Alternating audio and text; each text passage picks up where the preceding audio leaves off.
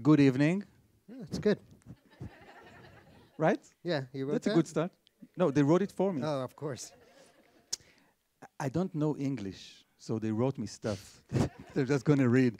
Okay, so good evening and welcome to the International Writers Festival at Mishkenot Sha'ananim. All right, supported by the Jerusalem Foundation. That's why they wrote it for me. Okay, gotcha. That I could say Jerusalem Foundation. Yeah. Okay, great to be here. Very fun to be here in Israel. Feel like home here. Shalom, Ooslender. Hey. It does not feel like home. Shalom is a great author. We're going to talk about his book, Fui. And I'm going to say that we're going to discuss... It's the wrong title. We're going to talk about his other book. Which one? No, it was in English. It's fe, and which is Yiddish.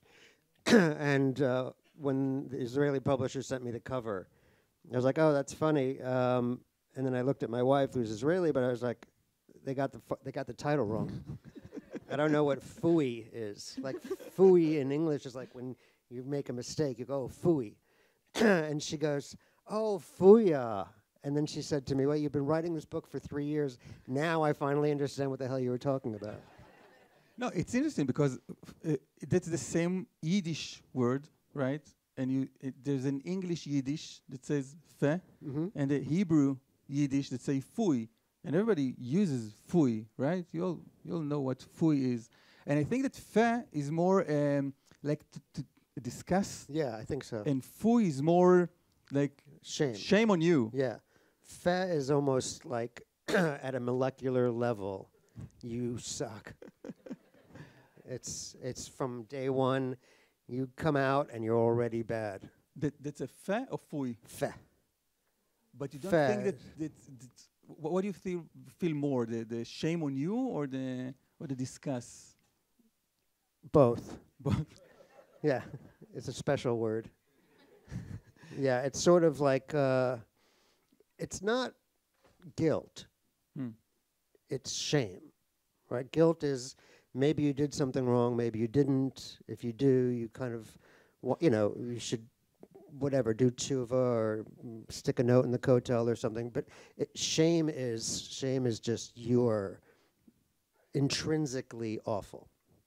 And that was what fe was. So when was the first time you felt fe? When I was told I was fat. But not you personally. Yeah. Well, if you do something and they slap your hand in yeshiva and say "feh," then you've done something really wrong. So, and it could be anything, but you know what they mean. You know that there's something intrinsically very wrong with you. So.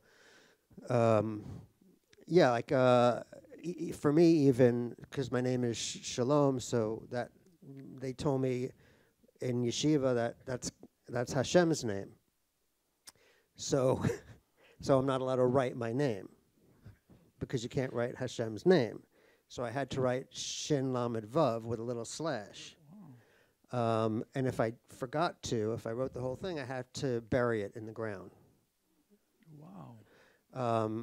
Which can be a hassle when you're a kid. But I remember what started to happen was if a kid was giving me shit in class, like bullying me or something, I would write my full name on their homework. Wow. And then they would have to bury their homework. And when the rabbi found out, he slapped me and said "feh." Wow. Yeah. That happened. Yeah. I'm like, that's weird, because God writes his own name. But did you feel especially fui? I'm going to say fui because fe is weird. Yes. Yeah. You didn't look around and said everyone is fui? No. I think that's the nature of it. It's very private. You look. It's like shame. Like you think what you're doing is worse than what anybody else is doing. It can't possibly be as bad as you, right? And so everything you do wrong just confirms that idea, right? So And it doesn't help. It doesn't help that you're being taught a story, the Torah, in which it genuinely seems that God feels that way about all of us, right? He doesn't really like us very much. He's been trying to kill us since day one. It's almost like there's no bigger anti-Semite than Hashem. This guy would join Hamas if he could. Literally, like chapter 1, he says, I will not contend with mankind forever. You're stiff-necked, you're arrogant, you're lazy, I don't like the way you do your sacrifices, stop touching yourself, all this, everything is wrong. Everything is wrong. So that's the story you're being told, and then you go home and you do something you're not supposed to do privately, and it confirms everything you've been told, that you do suck, And for me, it was, it's interesting because when I speak to women who've been through the ultra-Orthodox world and left, they have a very there's a prayer that says, thank you for not making me a woman, right? They're very obviously second class. But for me, I wished I was a woman, because all the bad guys in the Bible, including my father, who's not in the Bible but could have been, were the worst of the worst, right? First, there's God. He's not good. And then from day one, like Adam, he steals. I mean, he blamed it on her, but we all know he did it. And then the brother kills the other brother, and Moses says, I'm not going to lead them out, and he's got a stutter, so he's a little weird. And it's all bad. Everyone with a penis is bad. There's no good ones. And I remember this. I remember this is true. I don't know if any of you have been taught this. I hope not. But I remember being like 7, 8 years old, and it was Purim. And they were teaching us the story of Esther, and they said that Vashti was bad. And this is to a room full of little boys. Vashti was bad, and so God cursed her with a tail. And the Gemara tells us that by tail, they meant penis. God gave her a penis. I read it here. And I'm like, wait a minute. The thing I've got is a curse. I already have that. Yeah. What did I do? But there's almost no thought given to, I don't know, any kind of self-esteem. You're always in trouble. You've always done the wrong thing. And so, you grow up, and I find myself 50, years later still struggling with that story. But why did you take it personally? I mean, we all been told this story. Yeah. And it's like you taking it's like it's against me. It's funny. I think my mistake was that I believed them. Mm-hmm. He's not coming. Sorry, guys. If you're waiting for Elijah. No, he had a different gig. He's doing something in Tel Aviv. He's hanging out with Welbeck at the bar, Instagramming. Michel Welbeck needs a lot of chairs. I think I just believed them. Maybe I was just naive. I don't know. I didn't question when they told me. I remember when my first memoir came out, someone was in an audience was very angry and said, that's not what God is. That's not what Judaism is. And I remember saying, well, what are you doing here? If you're so fucking angry, go yell at my rabbis, because they're the ones who told me this. I didn't make this up. I don't need this in my life. I've been spending a fortune in therapy to get over this. God's not paying that. And neither is Rabbi Greenbaum or Rabbi Epstein or the other Rabbi Epstein or the other Rabbi Epstein. So I think it was just a question of, maybe I should have been more cynical at a younger age. But everyone around me is believing it. They're not talking about it, but they're being taught it. I think probably the biggest difference is that maybe they went home and their parents loved them. Wow. Maybe they went home and they didn't see it all mirrored all over again at home, you know, which I did. So there was confirmation in school, there was confirmation in this book by Moses, there was this confirmation at home as well. So maybe. It's maybe. Yeah, no, I know. You know Hebrew, so, you know. But maybe say just something don't like about your family. Maybe say something about my family? Yeah. Are there any children here? Well, it was very dysfunctional.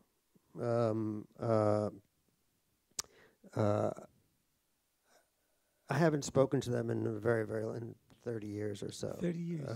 Yeah. And, you know, that's the happy ending, by the way.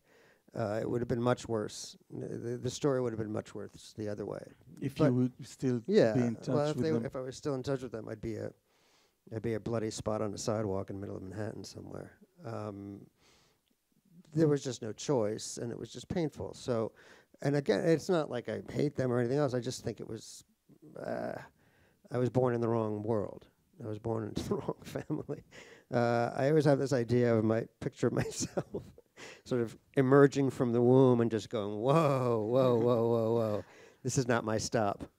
I was supposed to get off at Times Square. And it was, you know, there were problems, and everyone has problems, but... that was a strict community, Orthodox community in Monsey, New York. Yeah. And... what kind of Hasidim, Litaim? What were you? Assholeim.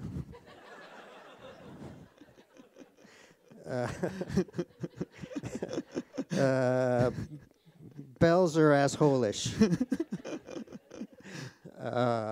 It wasn't a Hasidic community. It was just fucked up. You don't have to be Hasidic to be fucked up. It just helps. But you know, in the yeshiva, we had kids who were Hasidic and a lot of hepatitis. A and B and C, all of them. And, you know, it was very strict and a lot of hitting and a lot of you're bad and a lot of fat. And then, you know, you go home and you think, oh, well, at least I have some respite from this. But it's even worse. I remember hearing the expression, you know, Avinu Shabashamayim. I thought, oh, fuck, there's another one? In the sky, and he's gigantic, because the one in the living room is crazy. But that was, you know, that's just the way. That was the way the cards I had to deal with. So when I wrote my first memoir, it was about my dealing with this relationship with God, this personal relationship. And by the way, it's not like I made this up. All the prophets, all the Nevi'im had very personal relationships with God. Right? Abraham did, Moses, they all had this kind of one-on-one thing, and it was like that was kind of what the idea was you were supposed to have.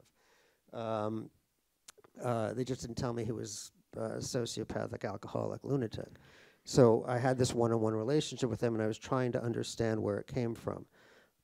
And that helped to some degree. I don't have that character in my mind all the time. Sometimes, you know, October 8th. But I don't usually think, what the fuck, you know, God's crazy. But there was still, even 15 years after that book, this very pervasive sense of self-loathing. And it sort of coincided with sort of the rise of social media and all this, a lot of hatred in the world. And I couldn't get out of my head, where is this coming from? Why are we like this? Why am I like this? And at a certain point, and the book begins with me finding myself in the emergency room, having taken some illicit weight loss drugs, and my pancreas had shut down. And the doctor was like, We might be able to start it, we might not. But we're taking you off all food and water for a week. We'll see what happens. Good luck. And the doctors don't know that what you took, right? No, I didn't. I was too ashamed to tell them. But how did you get to these substances? Oh, the internet. It's fantastic. Yeah, it was like just there. Like people were talking about it. Maybe not how, but why?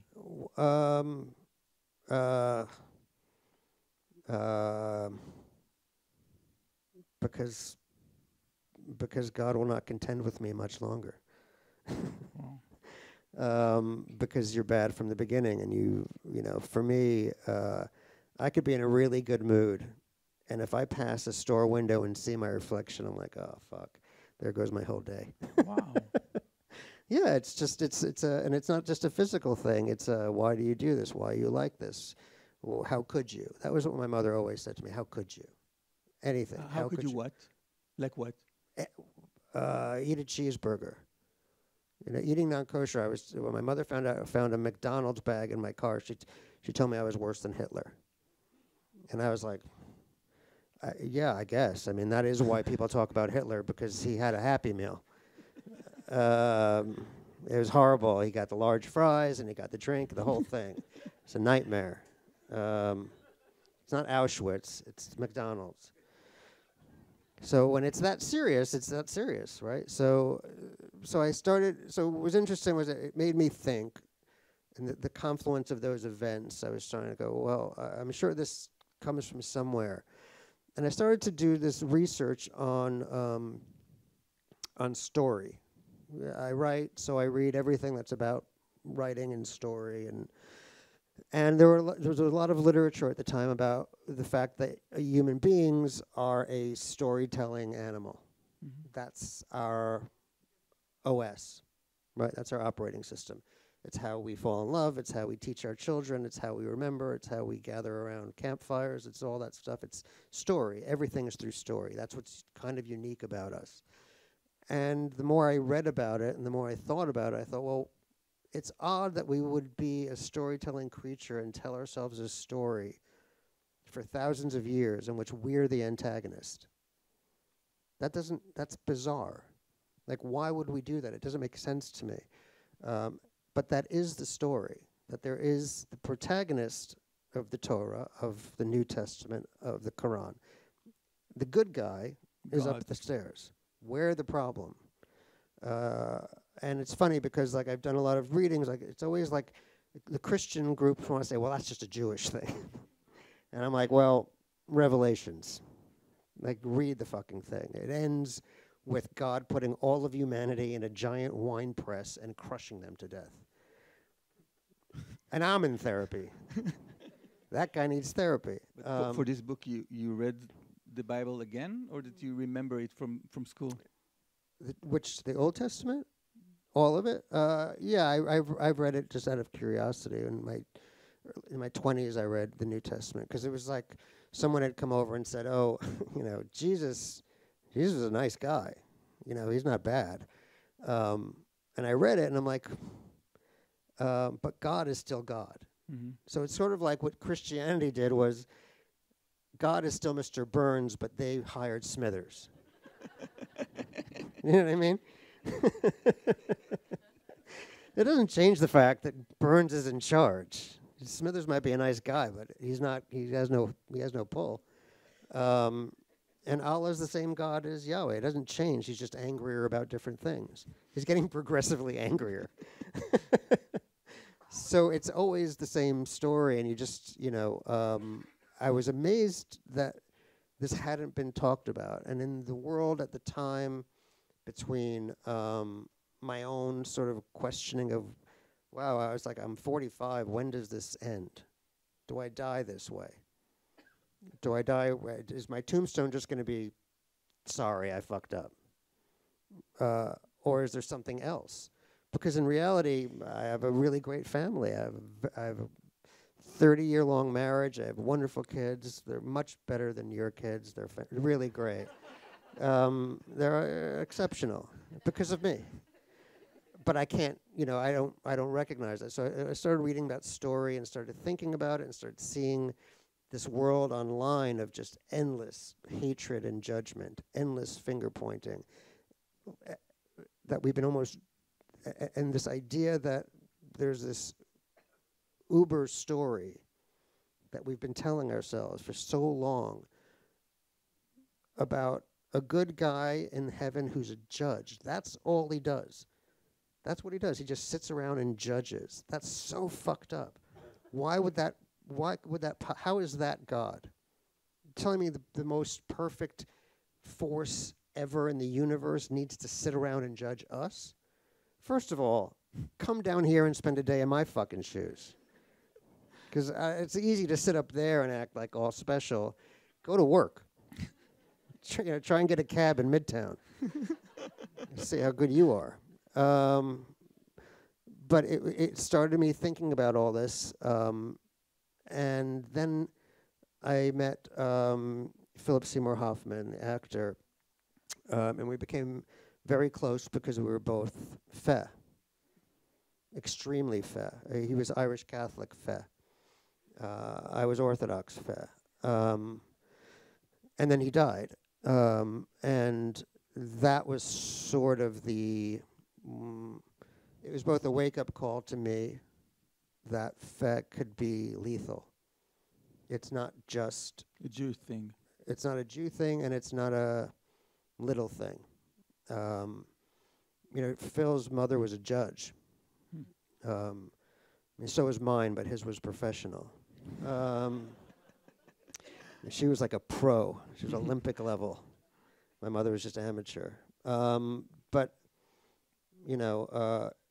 and that's kind of why I wrote the book. I just decided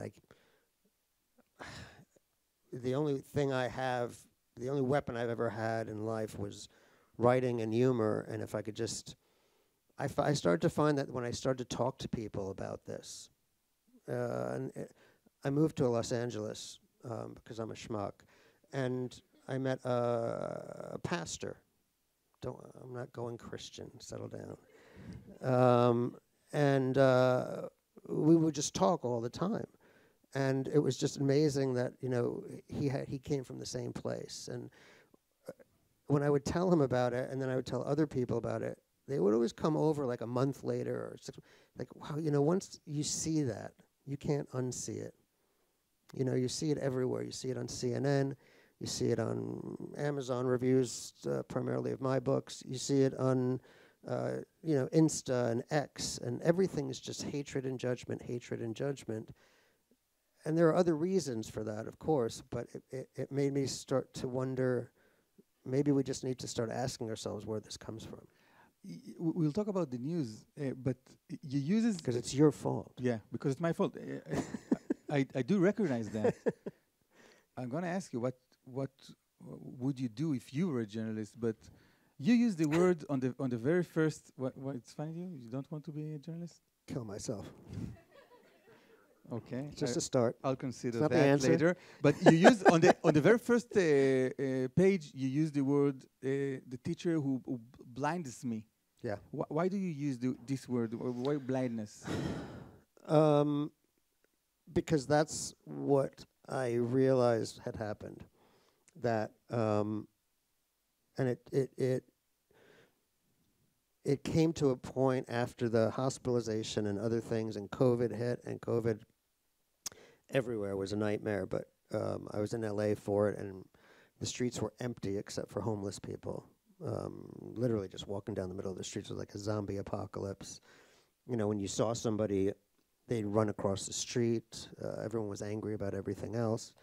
And I kind of hit bottom in that point. And I remember I was having a lot of struggles with my wife. I don't even know why I don't know why she married me in the first place, let alone stick around for this long. And you really do? Yeah. Yeah? Yeah, I figure it was for the green card. No, but now... Can I tell you a funny story? Totally unrelated. So she took her citizenship test for the U.S., because she's from England. And you go into a courtroom, and it's really very austere and serious. And she's from England? That's the story? No, that's not the end of the story. No, but no. Her Yeah, isn't origin that story, funny? I thought she's Israeli. I mean, Her I thought- family is and Bukharian, and she has her own problems. She comes from a world where a vagina is a birth defect. So, I forgot what I was saying because I said the V word.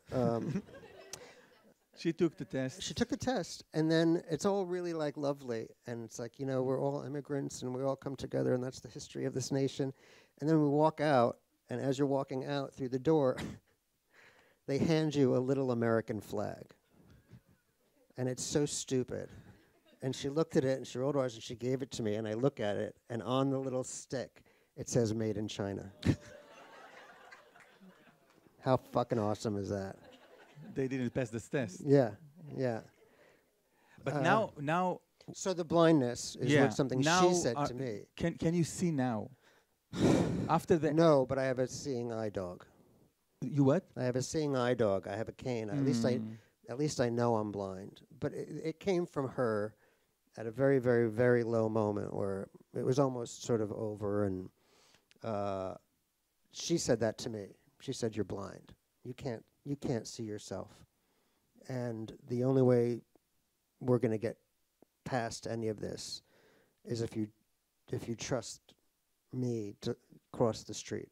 You know, if you acknowledge it, if you insist that you can see when you can't, when they've turned you into this sort of self-hating, self-loathing thing, then go your own way. But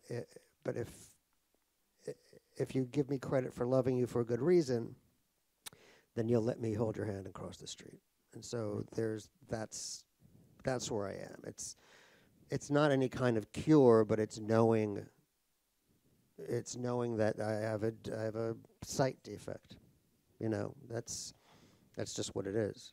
There's no getting it back. I've been in therapy forever, and it helps. Writing is very therapeutic. It's not curative.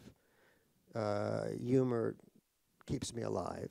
You know, I have this idea that there's a better book of Genesis, and there's a chapter that was taken out, and that in the beginning God creates man, and then man finds out about poverty and hunger, and he throws himself off a cliff.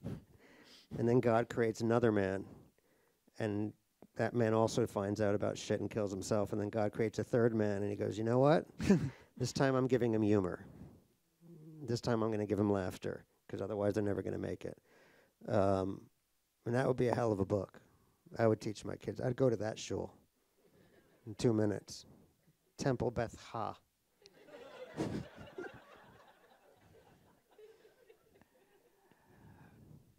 But religion is not the only thing, right? Yeah. It's not like No. we have secular people here, even on stage, that were brought secular, and still have this problem that we're ashamed and we self-hatred. Yeah. And you give a lot of other reasons for that. Yeah. Well, what's I guess most distressing to me was that once I started to notice it, I started to see it places where it wasn't religion, right? So, you know, I've always loved books since I was little. Books were forbidden. Books were English books. Like they were they were very dangerous in the best possible way. I remember when I first read Kafka and Beckett, I thought, holy shit, I could do that. That's a job I'll take, because they challenged everything. But of late, I find myself going into bookstores, and the books tend to be, "You suck. For some reason, you're bad. In America, you're a racist. And if you don't think you're a racist, that means you're even a worse kind of a racist. You're a racist-y racist. You've destroyed the planet. You're an ecological disaster. You're a virus with shoes," to quote Bill Hicks.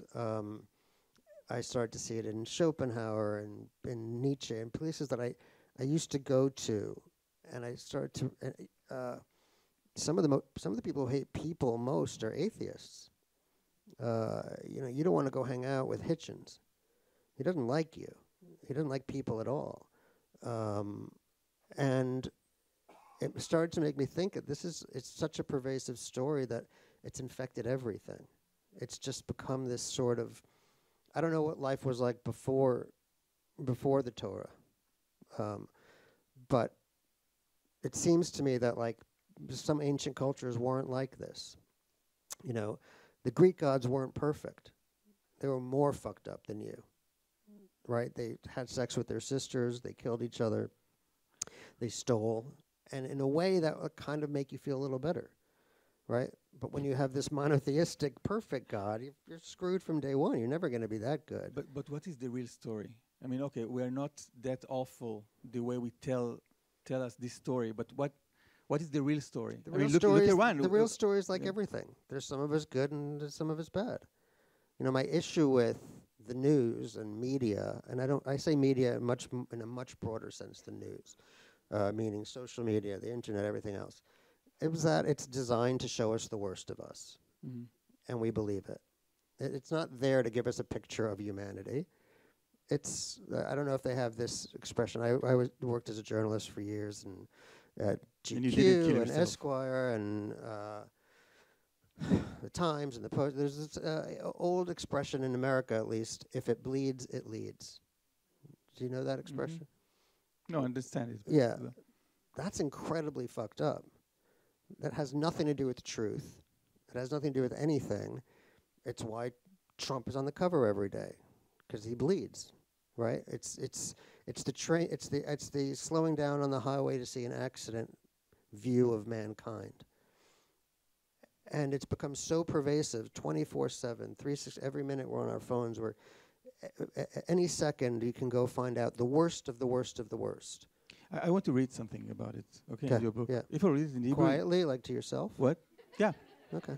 Everyone just give him a minute. Can you leave for a minute? No, if I read it in Hebrew, you'll understand, right? Yeah. I wrote it in Hebrew. Okay. And then I translated it into English, and then they translated it back into Hebrew. Do you want to read it? It's like Beckett with French. And המטופל, why, to speak Hebrew suddenly, it's relaxing. המטופל בחדר שמעבר למסדרון צפה בפוקס ניוז בפול ווליום מאז שהושפז מוקדם יותר באותו אחר הצהריים. האיש סבל מהשמנת יתר חולנית, ואני התבוננתי ממיטתי כשנדרשו 6 סניטרים להעביר אותו מהאלונקה כפולת הרוחב דרך פתח הדלת אל המיטה שלו. כל מי שנכנס לחדר שלו נדרש ללבוש סרבל מגן, ולי זה נראה קצת מוגזם, רק בגלל שהוא צופה בפוקס ניוז. האחות אמרה לי שזה בגלל שהוא רוכש שרצים, ואני בטוח למדי שזה אותו הדבר. לפני כמה שנים, כמה מיליוני גברים ונשים חפים מפשע אחרים, הפכתי מבלי מיסים לנמען של סיפורים מייאשים, סיפורי חוסר תקווה, אכזריות ורוע. לא היה מנוס, הם הגיעו בכל דקה, מדי שנייה ללא הרף, הסיפורים נקראו חדשות. אם כי לא היה בהם שום דבר חדש.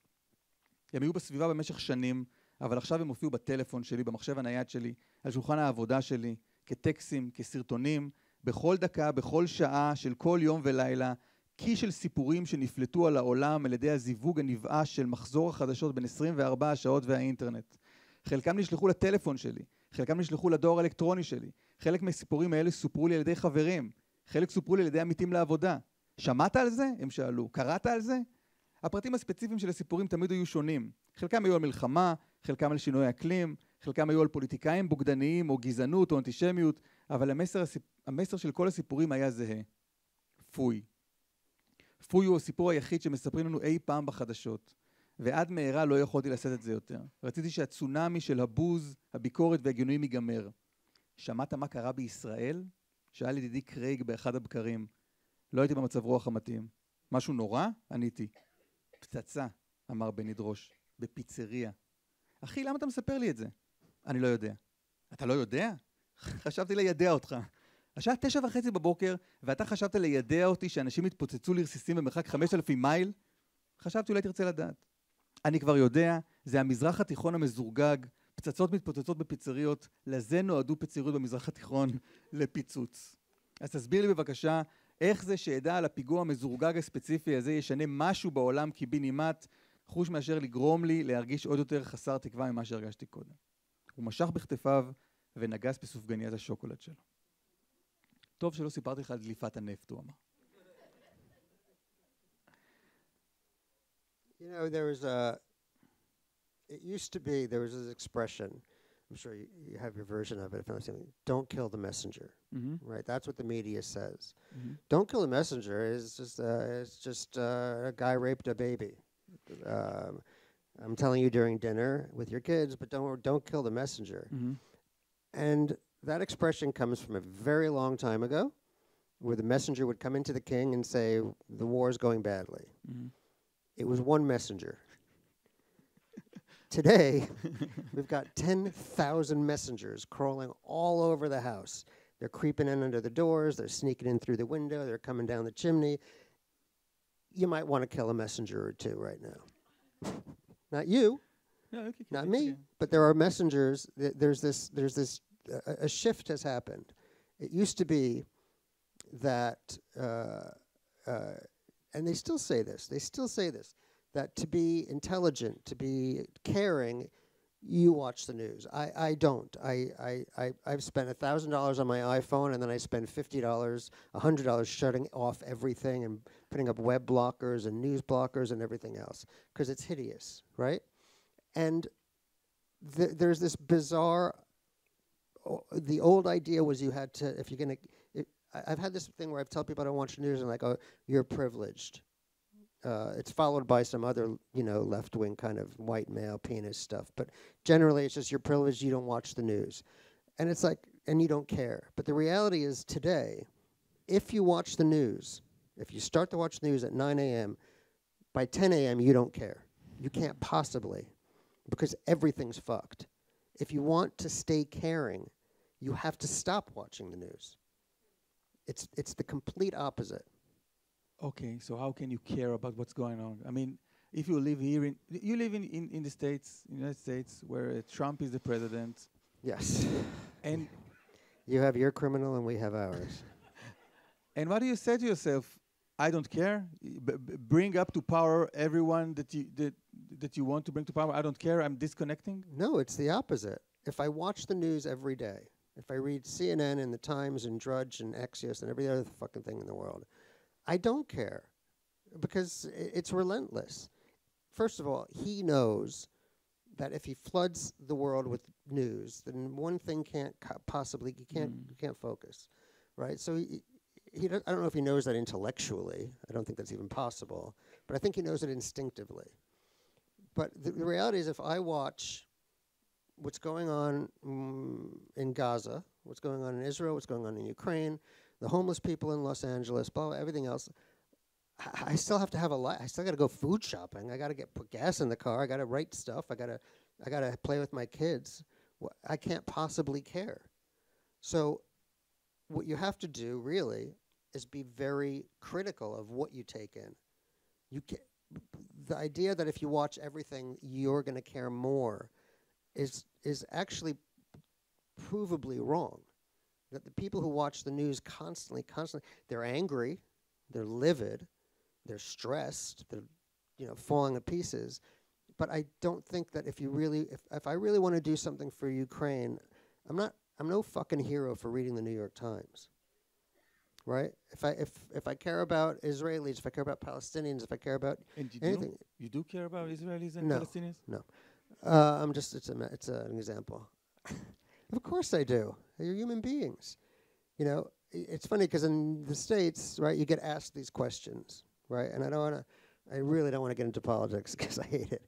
But in the U.S., to have an opinion on anything, you have to have suffered directly, right? So I get asked this question, and I tell people, okay, so I have an 80-year-old mother-in-law who's spent the last year and a half running up and downstairs to the bomb shelter. I have a friend who's a filmmaker whose sister was kidnapped and killed, and they sent him photos on her phone. And now you can speak about it. Even better, I have an ace, because I have a friend who's a Palestinian journalist, and a rocket fell on his house and killed 3 of his nephews in an instant. So now I get to have an opinion, and my opinion is this: it's fucked up. What I always tend to say is, one side of this argument are normal people who just want to raise their kids, have a job, have a little life, have a little house and a garden, and live peacefully, but they're being manipulated by other global forces, and so is the other. There's no who's right in Ukraine, who's wrong, and that's a little bit simpler. But the idea that you can that you ingest all of this stuff, and you're somehow noble, you somehow care more, is a fallacy. It's what the media tells you. It's what they push. Watch more, watch more, watch more. How could you put your head in the sand like an ostrich? Let me tell you something. The ostrich is the most successful mammal in the globe's history. It's the most ancient. It knows something we don't know. So I'm an ostricharian. That's my religion. I'm living with my fucking head in the sand. Because let me tell you something. Even if I block everything, by 10 o'clock in the morning, I know everything that's gone on. Because like in the passage you read, someone's going to come over and say, did you hear about the person who lost his head in a car accident? Did you hear about this? Did you hear about that? I guarantee you I'll get off the stage and there'll be 18 requests from people I don't know for money about things I don't want to hear about. And half of them aren't even true, right? This was actually a true story. I kept hearing during the election, I kept getting texts from the Democrats saying, we're doing terribly. Trump's getting more money. We're going to lose, we're going to lose, we're going to lose. And so I stopped all of that. And then somehow the Republicans started sending me saying, we're losing, we're losing, we're losing. I'm like, okay, that's great. I'll take the Republican ones. That's good news for me. But it's all, we're being manipulated. We're being played on. And a lot of what we're being played on is our fear, our hatred, our shame, division. All these things come from the same place. And the reality is most of us are not like that. I'll tell you something that again, because look, I wasn't kidding. I'll talk about my criminal. You can talk about yours. When Israelis tell me what I should do about Trump, it's probably how Israelis feel when I tell them what they should do about Netanyahu. You don't fucking know. You don't live here. Shut up. That's a very reasonable answer. But after October 7th, about 4 months after, I wrote this as an article for Playboy magazine, and don't act like you don't read it. Because they're the only ones who agreed to do it. Everyone else said no. Everyone. And I got a call from their editor saying, what's the one article you would do if you could? And I knew right away what I wanted to do. So my son had come home. He was in 7th grade, so 12 years old or so. And he came home and he was very upset, and he said, Dad, I said, what's wrong? Did something happen? He said, do I have to be a Jew? And I said, well, I'm a Jew, and Mom's a Jew, so you're kind of fucked. Why? And he said, I don't want to be a Jew. I said, why not? And he said, because everyone hates Jews. And I said, did something happen at school? Did somebody say something? Because at the time, you know, the press, the media was like, oh, and the Anti-Defamation League, anti-Semitism is up by 500% in 3 weeks. 500%. It's Berlin, 1938. I said, did something happen? He said no, but that he was on his phone and he happened to go down a rabbit hole of news and was scared. And you may not have picked up on this, I'm a little bit of a cynic, and I don't believe the media, in part because I've worked for it, so I know it's bullshit.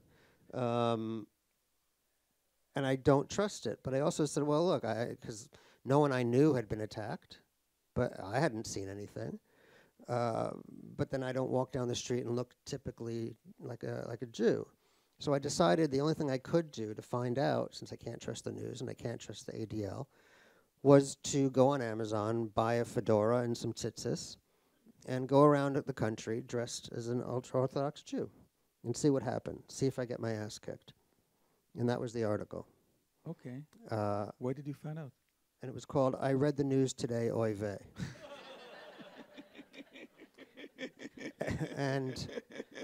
And what I found out was nothing. Nothing? Nothing. Every single time I thought I was being involved with an anti-Semite, I was wrong. And I went, look, I'm not going to go to a Klan rally or a Trump rally, but even at a Trump rally, I don't think I would find that, honestly. But I went to East Harlem. Not only no Jews, no white people, Nothing. And I walked around in this outfit. I had a friend who's a documentary filmmaker follow me from behind with a camera, mostly because he's 6'3", and I figured if shit happens, he can help me. But I went to a gun range in the middle of Nevada, full-on red America. I went to Columbia University, where it was all supposed to be terrible for Jews. Not a single thing. What happened was I kept thinking there was. So, for instance, the first day, I put on my outfit. We went to LAX. How long was that? For how long did you For do that? about 5 weeks. 5 weeks. Yes. Wow. I went to LAX, and I get to the security.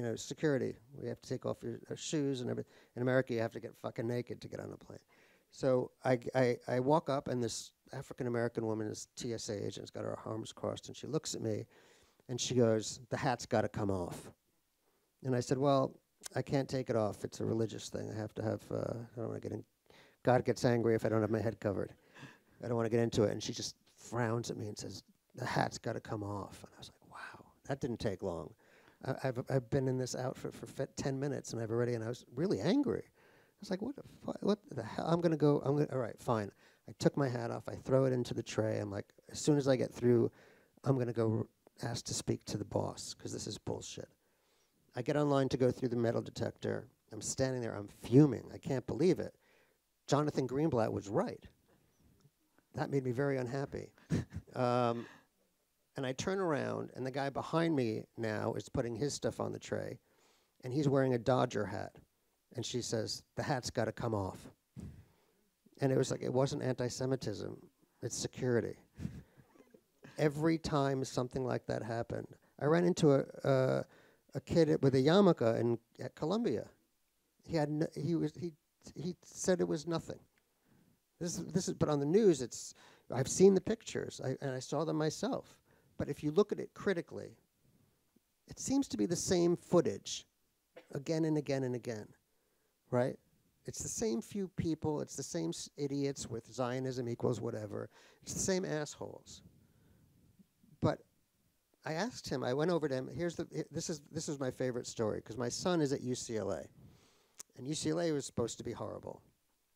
And because I didn't watch the news, I didn't know. One day I get a text from UCLA saying, "I'm sure you've all seen the protests on the news.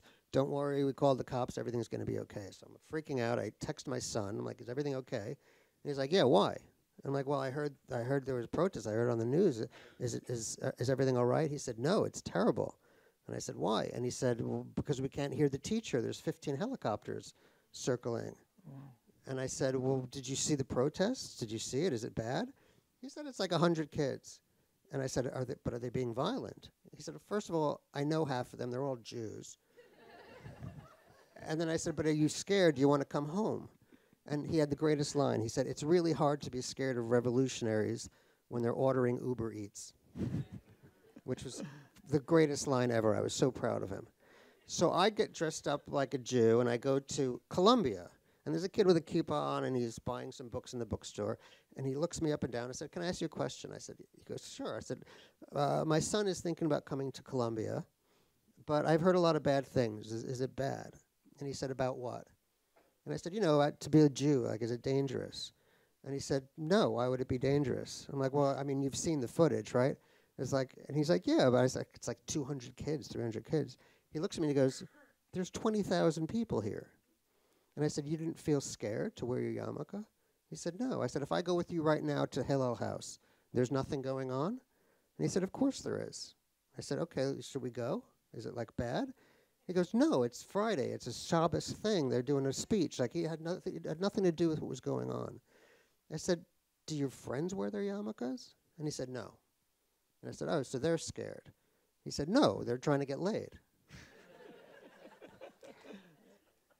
And this is all on film. I'm not making this up. And then so at the end, he says to me, this is the punchline. He goes, "Listen, tell your son it's fine. He can come to Columbia. There's no worries." And I said, "Thank you very much." And he goes, "Where does he go to school now?" And I said, "UCLA." And he goes, "Oh, I heard that's really bad." So what would a scared citizen would do? scared citizens, you said with your president, with our prime minister. Yeah. What would a scared citizen should do? Disconnects from news and then what? You know what? What has to happen is if you put your phone down, if you step away from it, and just say hello to someone you don't know. I know that sounds really lefty and stupid, and it bothers me to say it, trust me.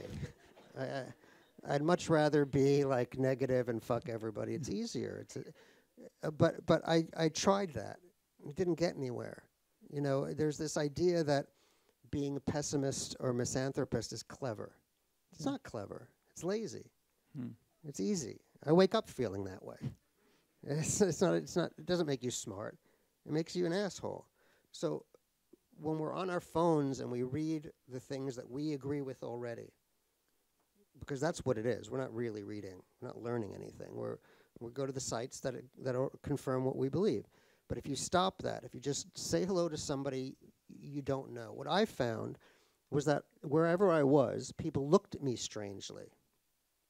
But the minute I joked, the minute I said hello, it all went away. I went to this gun range in Nevada, Of course. and I'm wearing the whole outfit. And we're standing there, and the guy says to me, there's like 3 other people who were shooting that day. And he says, so, you know, we have our AR-15s, and we have our Uzis, and we have our AK-47s, and blah, blah, blah. Here's how it works. And as a joke, they're all looking at me like, what is this guy doing here? I said to the guy, hey, what's to stop that guy from shooting me? And they laughed. And he said, why would he shoot you? And I said, because I'm a Jew. There's a lot of anti-Semitism out there. And the guy behind the counter who was introducing this already, no teeth, right? Typical wife beater. He goes, oh, you're a Jew. And I go, what did you think I was? And he said, I thought you just dressed up like a cowboy to come to a gun range. He said, I thought you were Wyatt Earp or something. And then we go in, and it was all like, there's this one guy who was just stone-faced, real angry guy. And he wasn't, so for me, that was like a personal challenge. Like, let me see if I can get him to laugh. Let me see if he can be friendly with me. So I try some other guns, and I say to him, hey, he was in charge of the machine guns for whatever reason. I said, hey, I want to try the AR-15. And he said, why? Why do you want to try the AR-15? And I said, well, I figured it'd be good to know what the guy shooting up my synagogue was using. And he looks at me, no smile, and he goes, the guy shooting up your synagogue is going to be using an AK-47. And there was just a brief moment, and he started to laugh. And the whole place is cracking up. I was hugging them goodbye, stay in touch, where you're from. We're talking about shitty parents. We're talking about how expensive it is. It was ridiculous. It was crazy. So humor is a political tool. Yes. And also a personal tool. You say that the humor. Humor and just put the goddamn phone down. Go say hello to somebody. Go just be a human being. We're not human beings anymore. We're data points. You know, we're being played. We are being played. It's very, very helpful to both of our criminals that we hate each other. It works in their favor. It is deliberate. It's deliberate to keep us afraid of each other. Trump walked in because he said you can't walk down Fifth Avenue without getting raped. I was on Fifth Avenue when he said that. No one was getting raped, right? Netanyahu can't go 3 minutes without mentioning Auschwitz. So it's all about that. It's all about be afraid, stay away, stay away, stay away. Vote for me. I can fix it. And for you said that writing wasn't a part of the fui, right? It was part of redemption, for me, of getting out of fui. Yeah, it's not a cure, but it was therapeutic. It's writing in general, and this is why I loved Kafka and why I like Beckett and other Flannery O'Connor and Vonnegut. For the writer, I don't really care about readers, and I think my book sales reflect that. It's a way of sort of reaching into yourself and holding yourself in your hand at a distance and turning it around and seeing it differently. Right? You know, I'm kind of a schmuck. I'm kind of silly. It's kind of funny. It's not tragic. The Greeks had a saying, tragedy is the view of man, comedy is the view of God. Not my particular God. But it's this understanding that if you step back, and writing is a way of, you can't write without distance, right? If you write too close, which I did when I was beginning writing, it's just ranting and raving. Welbeck. It's, you can edit that out, right? He's very powerful. Maybe he's here. He's here? Are you here, Michelle? Are you here? No, you'd smell the cigarette smoke. It's a way of sort of holding yourself at a distance and kind of going, well, maybe I'm not perfect, but maybe that's okay. Maybe that's understandable. Because for me, and I think for most people, when someone points the finger, I don't know why this is. When someone passes judgment, we tend to agree with them for some reason, or at least we wonder if maybe they were right. Mm-hmm. And so, Phil Hoffman had an entire planet loving him, but the people who he believed in criticized him, had a problem with him. I remember hearing this once about my mother, to use the word loosely, but it was, she loved me, but she didn't like me. Right? And that's the key. Mm-hmm. But you start, because you respect them, whether it's Rabbi Epstein or a parent or the news or whoever, you go, oh, well, I guess they're right. Right? I guess we're terrible. I guess we fucked up. And so you have to kind of work to shut those voices down. And those voices are everywhere now. Everywhere. If you're even remotely also, by the way, in the public eye, I'm sure you know this, you can't do anything. You can't take one step without people saying, that was the wrong step. Why do you step in that direction? What's with the shoes? Why is he on a wood floor? Everything's an issue. So you have to cut it, but it happens with everybody. You have to just shut it down. And the only way to do that is to literally do that now. And yet you have all these people making millions of dollars, billions of dollars, telling you, no, watch more, read more, stay more connected. You mentioned your mother. Did you ever talk with her about it? That's a very personal question. That's a very personal. That's a very personal book. I did. I didn't get anywhere. You didn't.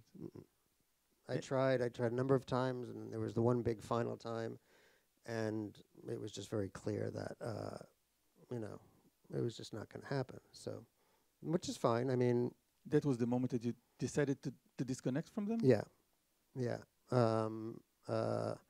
And by the way, I went from there to get my first tattoo. Which is? It's on my ankle. It's a iron shackle broken at the chain. Wow. The kids like it.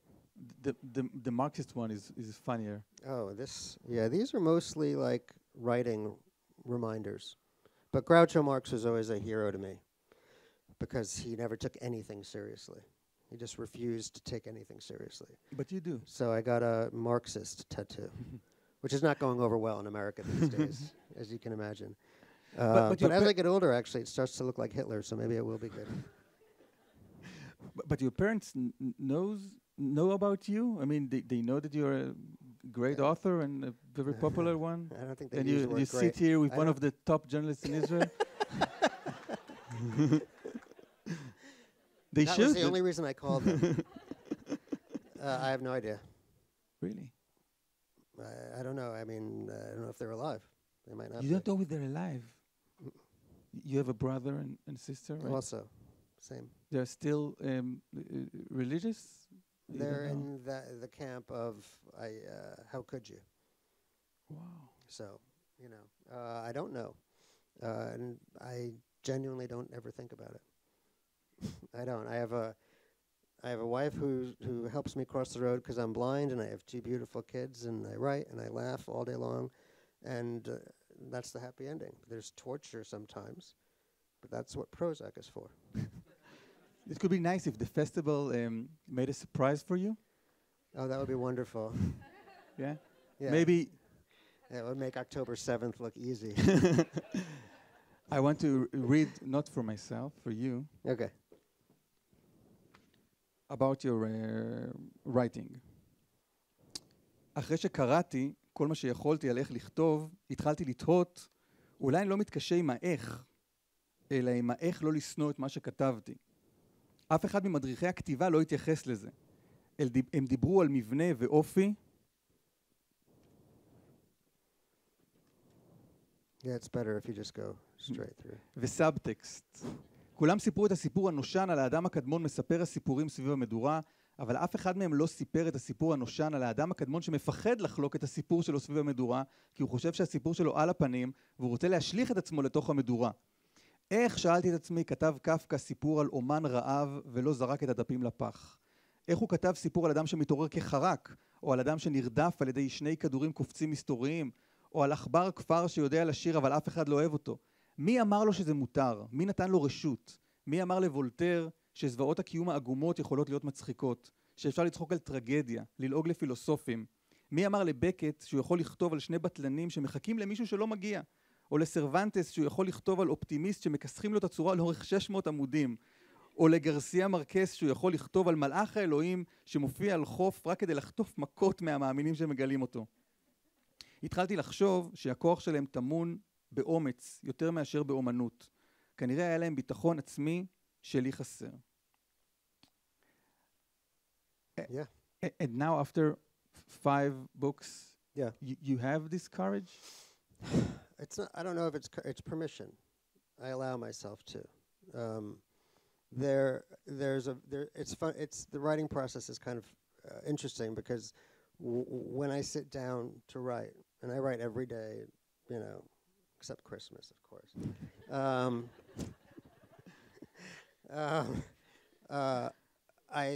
It's kind of a split personality because I have to sit there when I write and I think about all of you and I think, I'll go fuck yourselves. I don't care what you think. And then I have to go on book tour for a year and a half, hoping that you'll laugh. But the only way to get there is to give yourself that permission. And if you read about Kafka's writing and Beckett, their process, what they went through, that was what the struggle was. Right.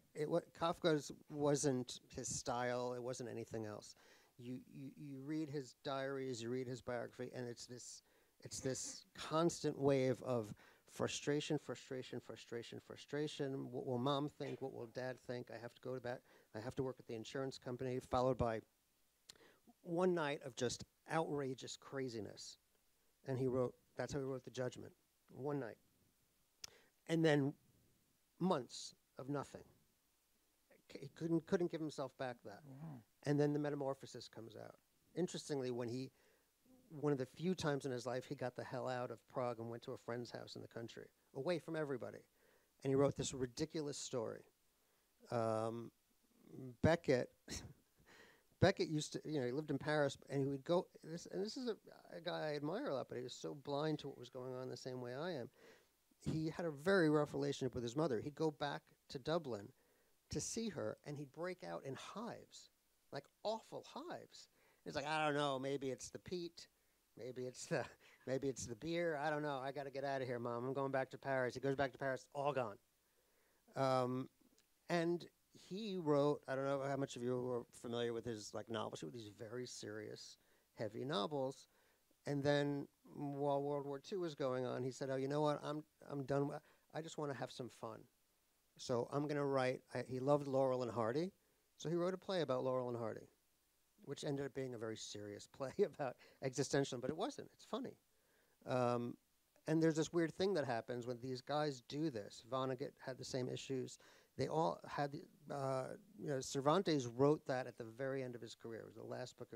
Voltaire wrote Candide after writing thousands of miserable tragedies.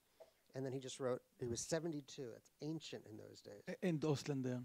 I mean, how free can you be if you publish your books and you say, okay, read it. It's a good book. Because Welbeck got the goddamn prize.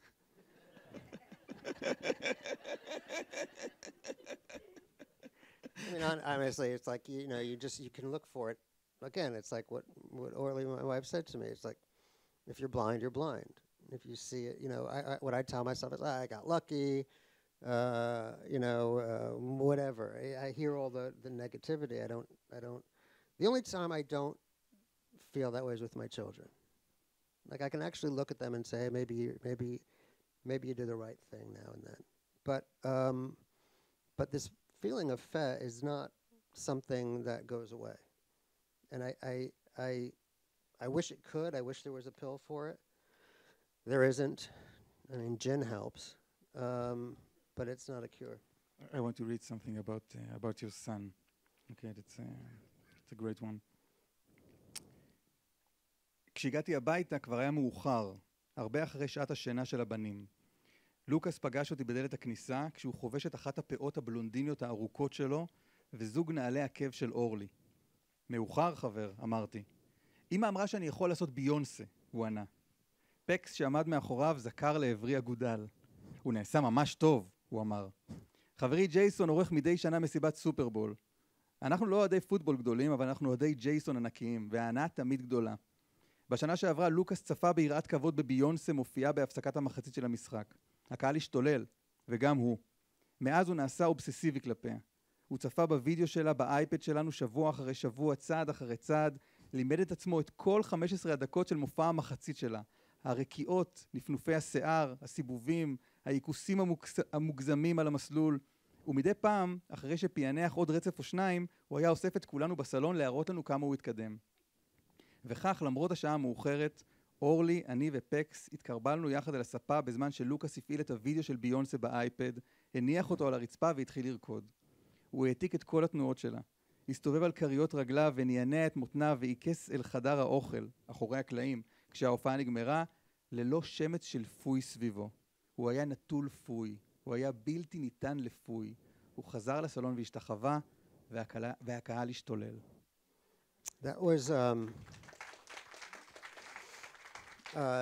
That was right after Phil died. He died the same day, and I was just not going to go to the party. But just so you know, that story is about Lux, who just finished starring in the high school play as a freshman. He's amazing. But there's this great story where he for show and tell in kindergarten, he wanted to do the Beyonce thing. This is not a joke. I think for like his first Hanukkah, he asked for a dress. So we're not moving to Mississippi anytime soon, but only because he can't get an abortion there.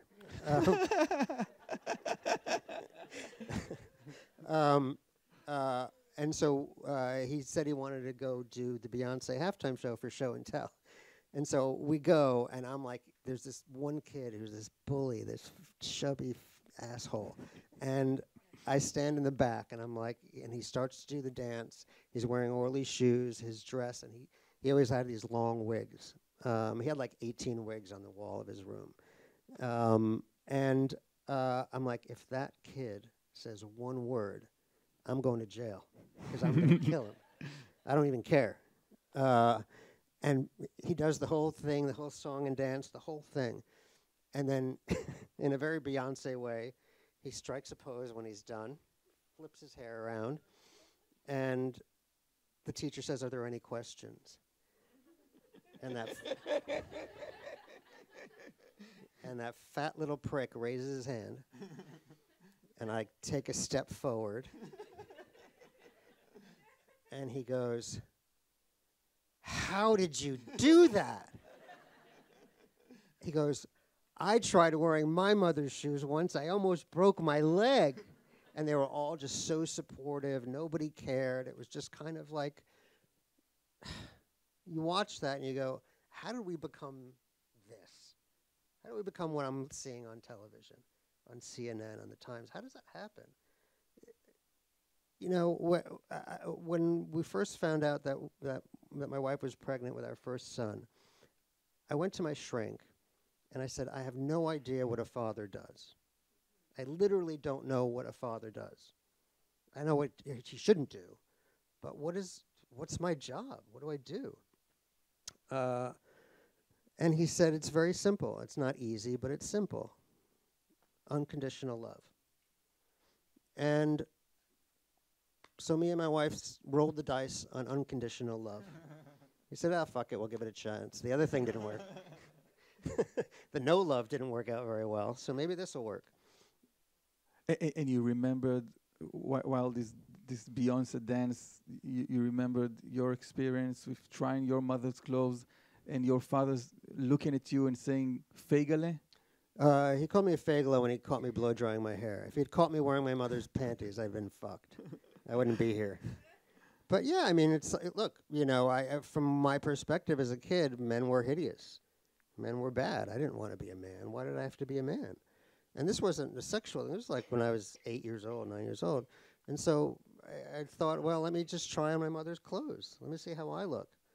And I think I said in the book, I knew that according to my rabbis, I was an abomination.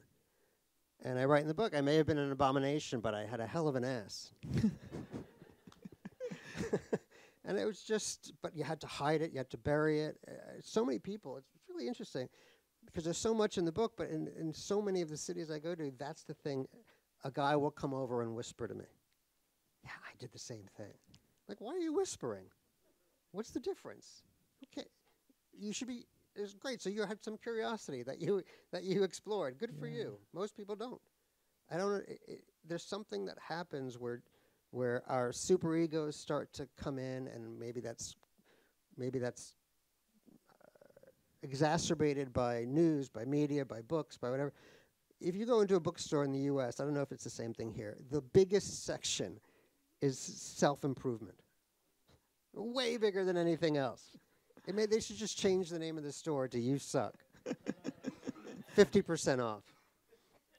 Everything is, why are you so angry? Why are you so fat? Why are you so not organic? Why aren't you vegan? Why aren't you this? Why aren't you that? Get better, stupid. And then it's always so funny because there's like a guy who writes all these books, and then his latest book is How to Have Self-Esteem. So it's just this, I guess it was just this, the whole book came about from this moment of going, something's got to give. This can't be right. This can't be right. Not what I feel, not what I see in the world, whether it's ancient stories or modern stories. We all seem to be telling this. I'm sure you guys know Yuval Noah Harari. Not a fan. I'm a fan of him as a person, but I read his first book during COVID when everybody was hating everybody else, and I just thought, wow, you're an atheist professor in a successful gay marriage and blah blah blah, and the whole book is "You suck." Why is that? Where do you find the "You suck" in Yuval Noah Harari? That's the book. It's where we're the worst monkeys that there ever were.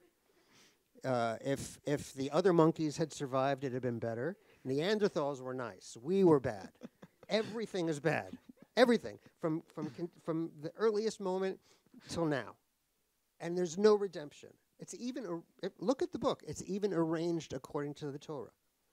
It's Garden of Eden, Exodus. You suck. And the funny thing is, you look on the back, and it's like Bill Gates. What a wonderful book. Barack Obama. I enjoyed this immensely. I'm like, yeah, you need to read more, dude. You need to get out of Washington. If this is your idea of fun, I don't know. It's just so insane. An international bestseller. Everything you touch turns to shit. And you know, it's funny because like I write a Substack, or people do, and I notice that that the people who write most about how terrible you are have the largest readerships. These are you wrote. You said it. These are the best times for people who tells us it's the worst times. Yeah, it's right? the best of times for people who say it's the worst of times. And you notice that. I even notice people who start these newsletters or blogs or whatever, and they start out going, "Oh, you know, I like food. I'm going to do recipes." And they do a bunch of recipes, and no one gives a shit. And all of a sudden, it's like, you know, boy, eggs got really expensive, and the numbers go up. And the next week, it's, boy, what's with cheese these days? And it becomes this horrible litany because now the people are reading. I don't get why people want to tell it, and I don't get why people want to hear it. Questions from the audience at this point? Is Well back there? Anyone? Yuval Noah Harari, is it? I see Bernard Levy in the back.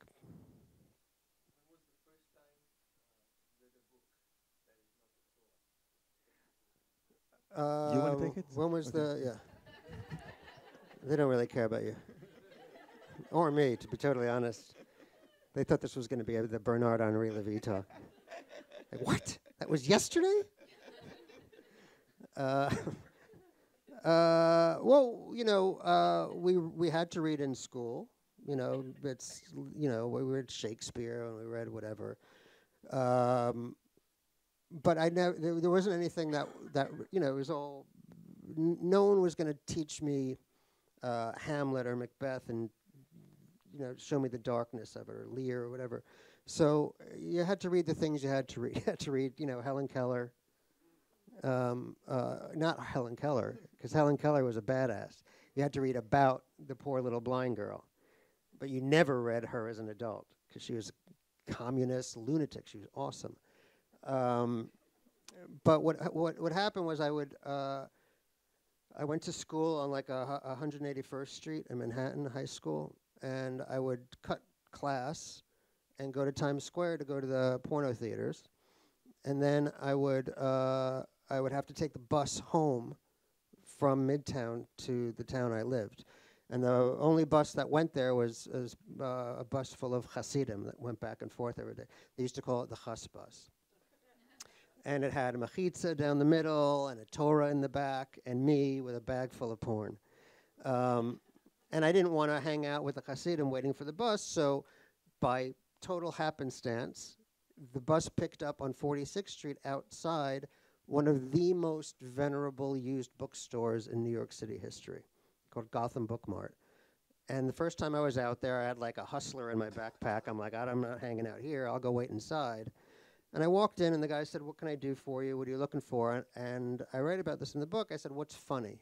And for some reason, this lunatic brought me down to the fiction aisle, and he gave me Metamorphosis. And I said, "What is?" And I'd never heard of Kafka. And I said, "What's it about?" And he said, "Oh, it's about a guy who turns into a bug, and his father kills him, and then they're all happy." And I'm like, "Oh, that sounds like my autobiography." That's my life. And I read it, and it was hilarious. And then I read the rest of his stories, and then I went back another time, and I'm like, okay, I read all of Kafka. What else you got? And he takes me to the drama aisle, and he says, "Here's Samuel Beckett, Waiting for Godot. It's a play." And I said, "What it's about?" He says, "It's about two guys waiting for someone who never comes. And then they decide to hang themselves, but they don't have rope." And so they take, literally, this is the way this classic, serious play ends. They don't have rope to hang themselves, so they take the rope they're using as a belt. His pants fall down, curtain. And I thought, holy shit, I found my Messiah. This is hilarious. Then Endgame and all the other things, and then Vonnegut and all these other writers, and it was just this, I had no idea until maybe a couple of years later that they were serious. I got the one lucky thing in my life was that I didn't go to college. So no one could ruin it for me. So I was surprised to find out that they were being taken seriously. The funny thing was that with Kafka, the only Kafka I knew was a neighbor I used to babysit for. They had a little kid, and I was only like 11 years old, but I used to babysit for the Kafkas. And once they left, I ransacked the parents' room for porn. That's my connection to Kafka. So at first I was like, I don't think I want to read this. This might be about me. But it was always very, that's where it came from. It was very finding it out on my own, I have kids now who are high school and college, and it's amazing how good those universities are at putting people off books. Wow. It's almost like if you can almost imagine a conspiracy or like, well, we got to keep people away from books. There's a lot of dangerous stuff in those bookstores, very radical. Let's force them to read when they're 12. Just stick them with Hamlet, see what happens. Wow.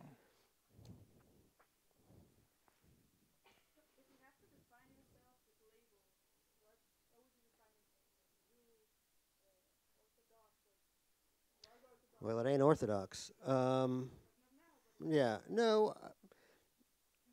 I'll tell you something. I don't like, and I don't think we need more labels.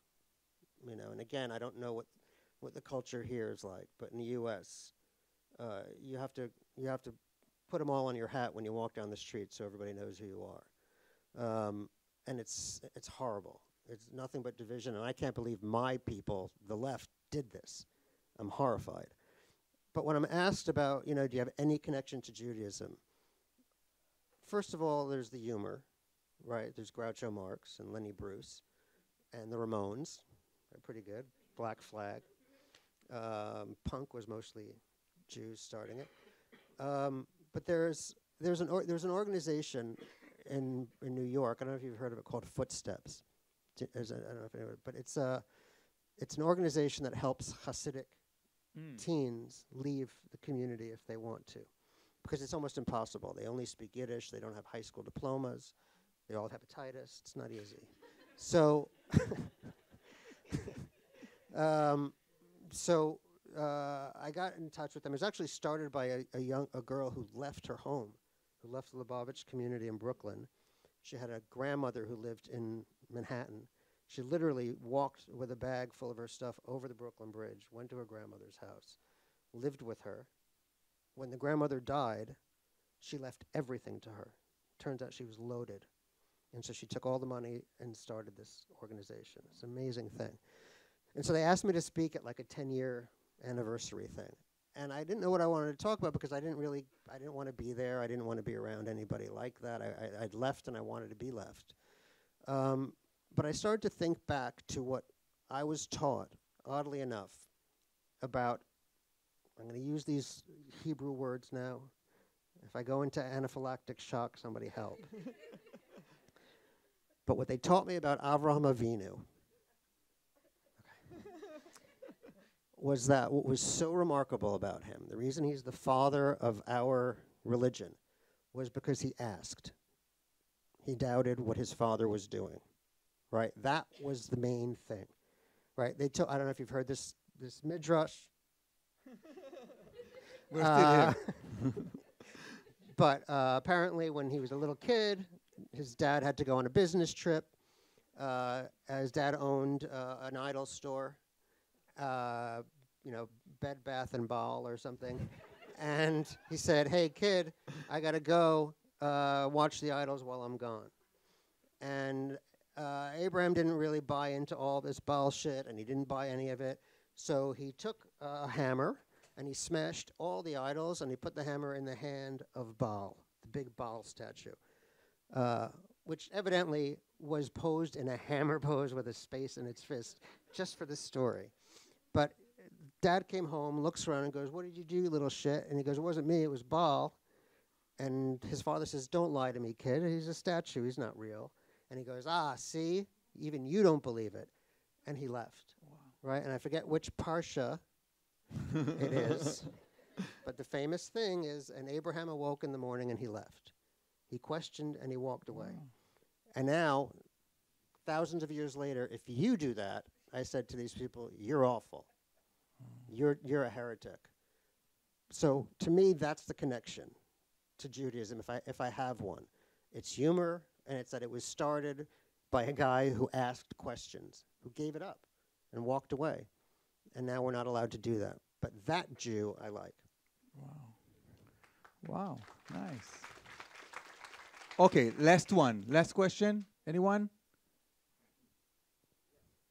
First of all, I fully agree with what you said about TV. It's now open in my house like a massage to my soul, not to see TV, because then I have clear mind. After reading your book, which I immensely enjoyed, by the way. Can you say that a little louder? Thank you. I thought about it that you're coming from a religious background on one hand, but on the other hand, which actually reflects back to Kafka, you're talking about the absurdity in life, which is when you don't believe in God, you deal with absurdity, right? Yeah. And the fight against absurdity is exactly the tension that keeps you alive.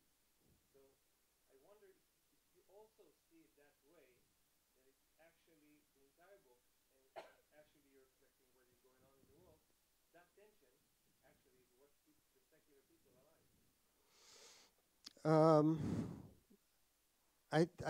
There's something to that for sure.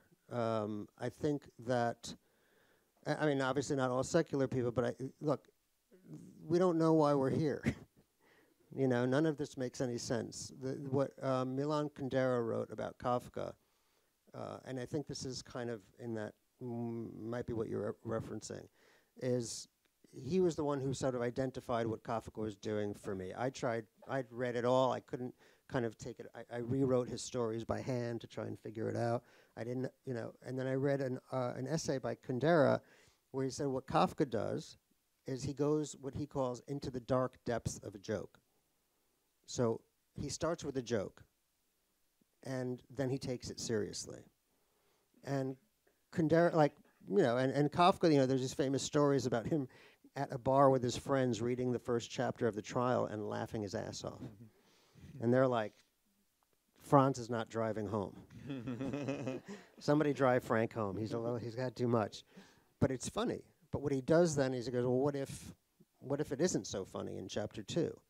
What if they really are arresting you and not telling you? What if you can't get into this city, right? And Kundera doesn't say this, but what made sense to me about it is that I think the reason he does that is because that's what life is. It's a joke that we have to take seriously. You know, we're not here, then we're here. We have a mortgage and we die. And we're supposed to make sense of that. It's supposed to matter.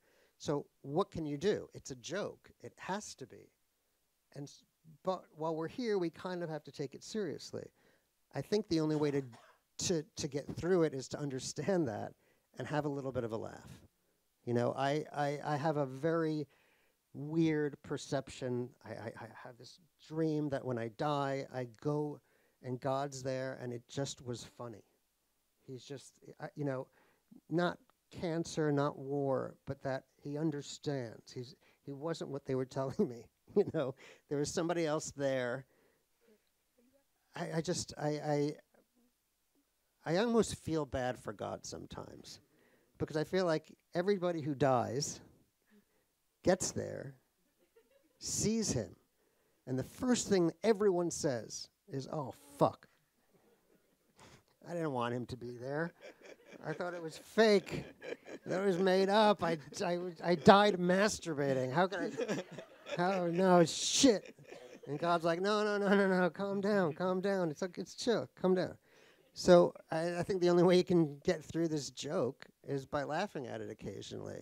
But in a weird way, laughing at it takes it seriously. It's like, I know how much it hurts. I know how difficult this is.